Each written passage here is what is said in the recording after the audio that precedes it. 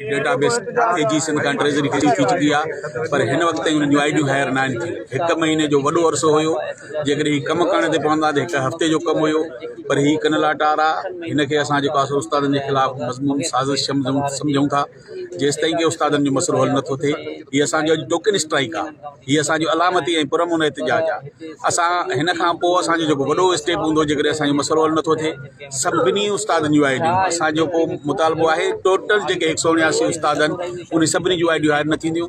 ॿियो जेको असांजो स्टेप हूंदो कंबरलाल कान रोड ते धरणो हूंदो जेको इंशाअल्लाह मसइले जी हल ताईं जारी रहंदो। ये असांजो ज़िले सदर मुमताज़ अली वदो साहब साईं तालके सदर मुस्तफ़ा रहमान पंहिंजो मौक़िफ़ ॾियो।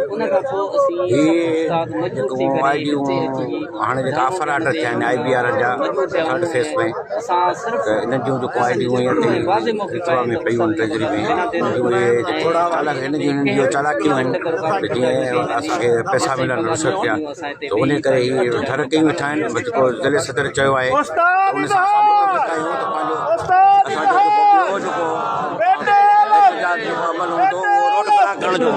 रोड ब्लॉक करण जो अमल हूंदो असां ज़िले सदर सां मुतफ़िक़ आहियूं। जेको उनजो फ़ैसिलो हूंदो असां उन एहतियात में शरीक हूंदासीं। बिल्कुलु साईं फ़हीम खोसो साहब तालको कुबो अॼोको जेको एहतिजाज आहे असांजा IBA जा उस्ताद थर्ड फेज़ सेकेंड राउंड जा उन जा आईडियूं अञा ताईं हायर न थिया आहिनि।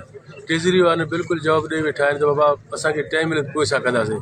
बाबा हाणे हिकिड़ो कानूनी तरीक़ो आहे हिकिड़ो माना हिननि खे आईडियूं खोलण पघारूं उस्ताद हक़ आहिनि जेके माना घणे अरसे खां वठी बग़ैर पघार जे ड्यूटियूं पंहिंजा कंदा असां एहतिजाज करे ते वेठा आहियूं। इंशा ताला असांजा आईडियूं हायर कराए पोइ असां हितां उथंदासीं।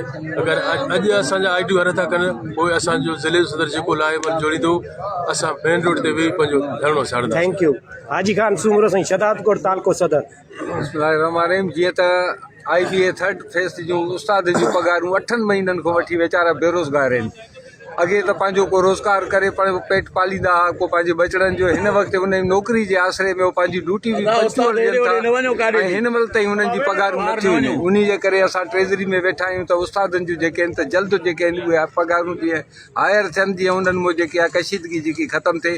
न त ॿी सूरत में असां वॾे पैमाने ते जेको आहे त कंबर शदाद लालकाणे रोड ते जेको आहे धरणो हणंदासीं। जनरल सेक्रेटरी ज़िलो कंबर शदादकोट। उस्ताद IBA उस्तादनि जे लाइ असां धरणो हयो आहे। उन्हनि खे पघारूं उन्हनि जो हक़ु आहे। हिनमहिल रोज़ी रोटी हिननि जी इहा ई आहे। जेकॾहिं इहा बि उन्हनि खे न मिले त पोइ छा कंदा। ॿियो को रस्तो बि न आहे। असां उन्हनि जे लाइ वेठा आहियूं एहतिजाज कयो आहे त उन्हनि खे पंहिंजो हक़ु मिले उन्हनि खे रोज़ी मिले। ॿियो असांजे लाइ इहा जेकॾहिं न थियो त असां ॿियो धरणो अञा वधीक हणंदासीं। ज़ुल्फ़कार मंगसी साईं असां थर्ड फेज़ जा जेके उस्ताद IBA जा आहिनि उन्हनि जूं पघारूं हिन वक़्त ताईं जारी न थियूं। पहिरियां ट्रेजरी वारनि असांखे इहो ई चयो त असां 5 या 7 तारीख़ ते एडिशनल पेरोल हलाए हिननि जूं पघारूं हलाईंदासीं। हिन वक़्तु असांखे बिल्कुलु जवाबु ॾेई वेठा आहिनि त हिन वक़्तु अञा असांखे टाइम ॾियो। टाइम उस्ताद वीचारा काफ़ी अरसे खां वठी बग़ैर कंहिं बेरोज़गार खां अलावा वेठा स्कूल में ड्यूटियूं कनि था। उन्हनि जे बचनि जे महिल फाका कशी ते वेठा आहिनि। असांजो बिल फोर इहो ई मुतालबो आहे। असांजे ज़िले सदर मुमताज़ वदो साहब जे हुकुम बिल फोर हिननि जूं आईडियूं खोलियो हिननि जूं पघारूं हलायो। जे पघारूं अञा ताईं हिन में को बि लेट कयूं या अञा असां टाइम वठंदा त पोइ असां सिंध बलूचिस्तान जो जेको मेन रोड आहे हाईवे रोड ते वेही असां रोड ब्लॉक कंदासीं। जेसीं ताईं असांजे उस्तादनि जा मुतालबा मंज़ूर न थींदा पघारूं न हलाईंदा तेसीं ताईं असां रोड ते रोड ब्लॉक करे वेहंदासीं। असां वरी बि हिननि खे पुरज़ोर इहा ई अपील था कयूं बिल फोर जल्द खां जल्द जेतिरो थी सघे उस्तादनि जूं पघारूं जेको आहे हलाइनि आईडियूं खोले पघारूं हलाइनि। जेसीं ताईं पघारूं न हलाईंदा असां तेसीं ताईं वेठा हूंदासीं। Thank U ma'am.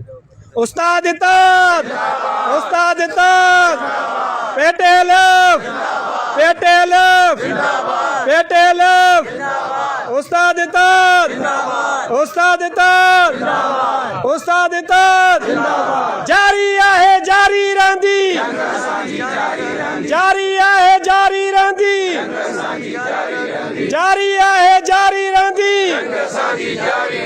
जारी आहे जारी रहंदी